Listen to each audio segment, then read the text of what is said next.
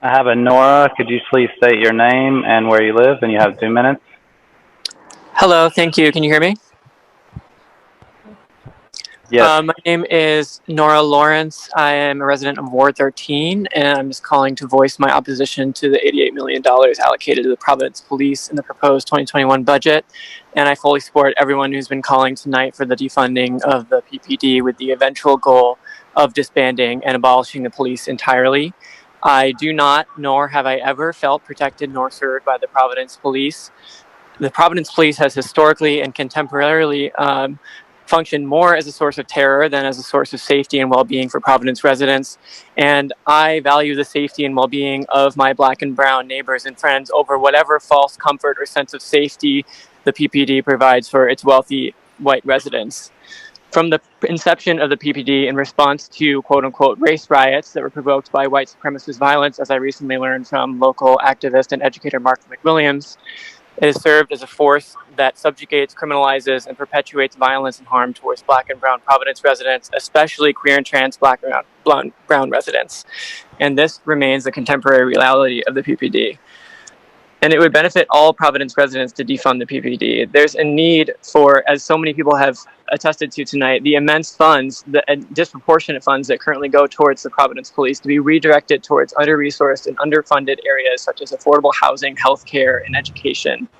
There's a housing crisis in Providence at an unacceptable scale. People need affordable, stable housing now without strings attached, especially in the time of COVID-19 when people experiencing homelessness are fundamentally not able to socially distance and follow guidelines to keep themselves and their loved ones safe and provided for.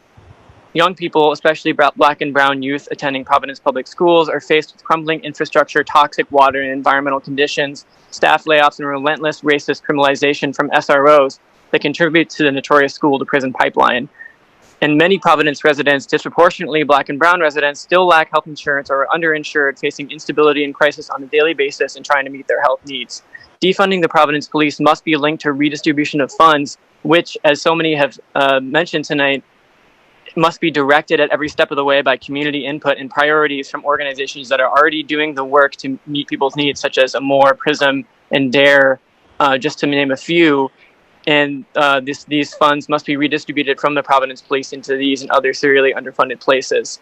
We must defund the Providence Police. This doesn't just mean shifting around titles and jurisdictions so that, technically less money is going towards them. This means literally fewer officers on the streets. This means removing all SROs from Providence schools.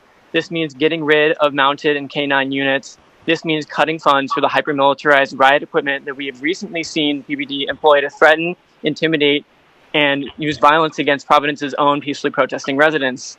And this means reducing and eventually eliminating entirely contact between the PPD and the Providence community, because that is the only way to reduce and eliminate police violence and to allow for community-driven organizations and initiatives that are already demonstrating alternative paths towards community safety to thrive. The community has spoken tonight and has been speaking loudly, clearly, and repeatedly. We do not need more policing. We do not need more police sensitivity training or community policing measures or anything that would continue to channel sorely needed funds into this institution that is at its core inherently racist and violent. This is not a matter of bad and good apples. This is a matter of cutting back and eventually uprooting the whole rotten tree of policing so that other new healthy growth may flourish. Thank you.